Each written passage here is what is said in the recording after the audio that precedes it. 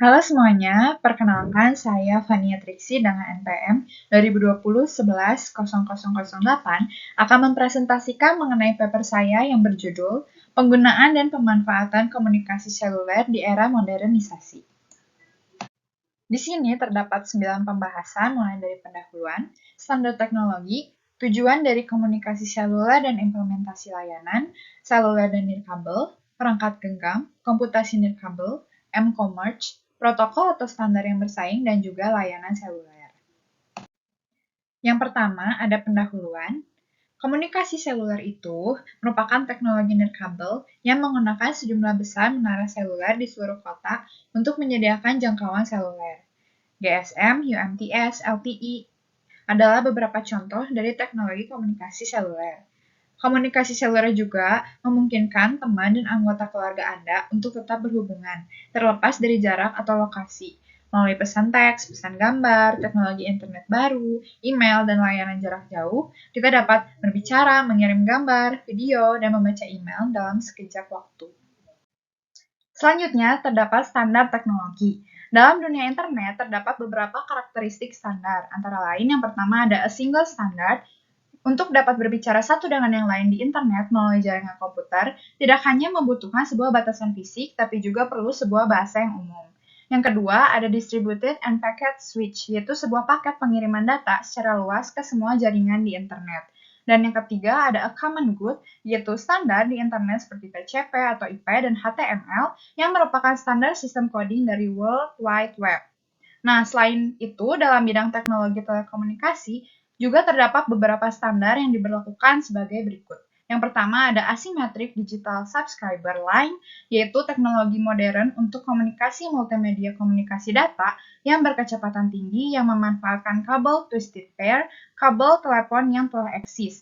Kecepatan transmisinya dapat mencapai 6 Mbps.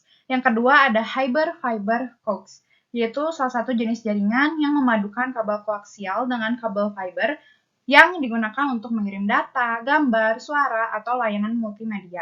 Yang ketiga ada NMT 450 yang merupakan standar komunikasi seluler analog yang bekerja pada frekuensi 450 MHz.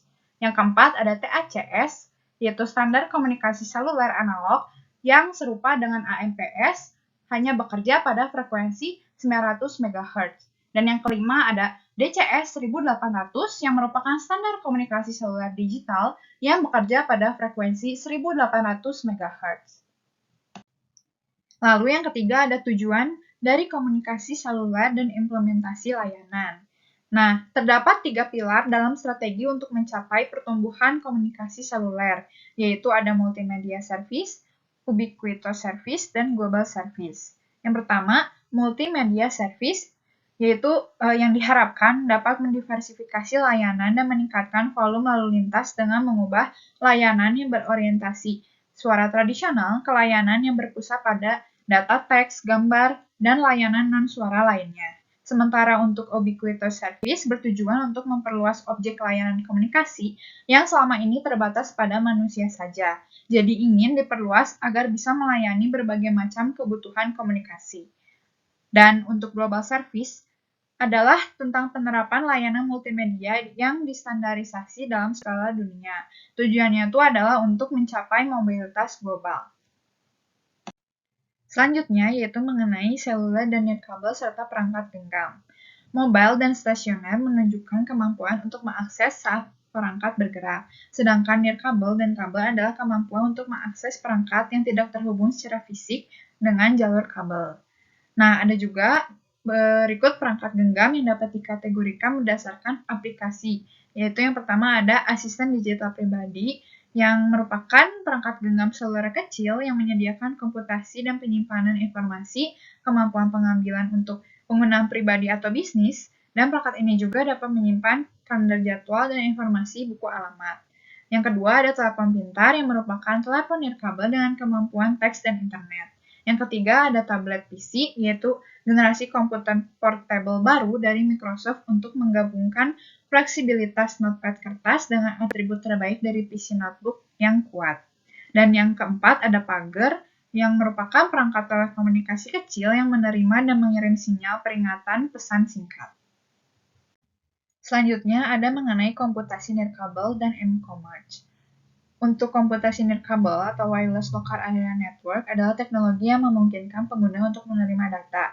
Ada dua teknologi yang bersaing dalam bidang ini, yang pertama Bluetooth dan yang kedua adalah Wi-Fi. Sementara mobile commerce memungkinkan pertukaran informasi dan transaksi bisnis secara nirkabel. Contohnya itu, yang pertama ada m-banking, yaitu bisa bayar dengan ponsel dan tarik tunai. Yang kedua ada m-payment, yaitu layanan yang memungkinkan pengguna untuk melakukan pembayaran melalui SMS dengan kata sandi, jumlah yang akan dikirim, dan nomor ponsel penerima. Pengguna juga dapat menyertakan pesan singkat. Yang ketiga ada e-vending, yaitu transmisi data real-time memungkinkan pemantauan fungsi mesin dan inventaris dari jarak jauh. Selanjutnya mengenai protokol atau standar yang bersaing.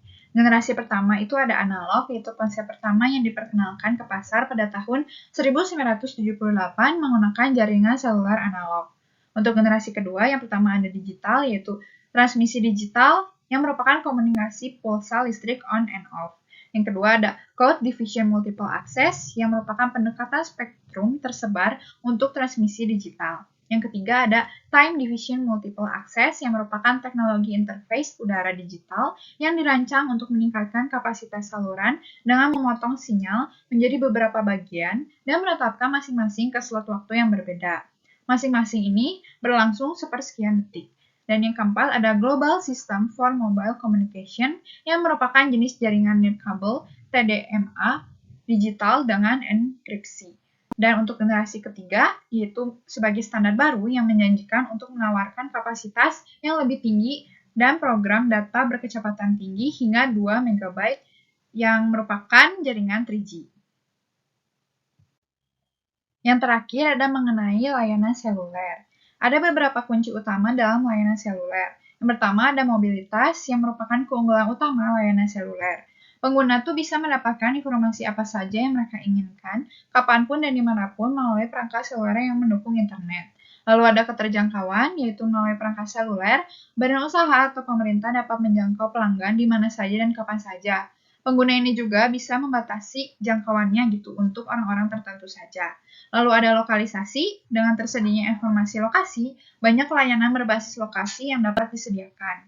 Dan ada juga personalisasi, yaitu sejumlah besar informasi, layanan, dan aplikasi saat ini yang tersedia di internet. Tapi nggak semuanya tuh informasi jadi relevan untuk para penggunanya gitu. Jadi layanan seluler dapat dipersonalisasi untuk memfilter informasi dan layanan yang sesuai dengan pengguna.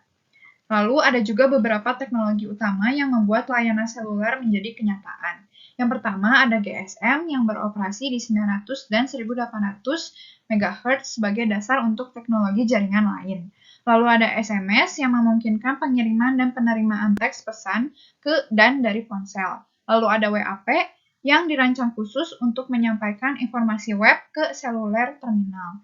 Ada juga UMTS yang disebut juga teknologi generasi ketiga atau 3G, ada teknologi generasi keempat atau 4G, lalu ada Bluetooth, yaitu teknologi radio berdaya rendah untuk komunikasi dan pertukaran data, ada GPS, yaitu sistem satelit yang mengorbit bumi, ada XML, yaitu sebuah metabahasa yang dirancang untuk mengkomunikasikan data melalui mekanisme yang menggambarkan diri sendiri, dan ada WML, yaitu sebuah pengembangan dari XML, terutama untuk WAP.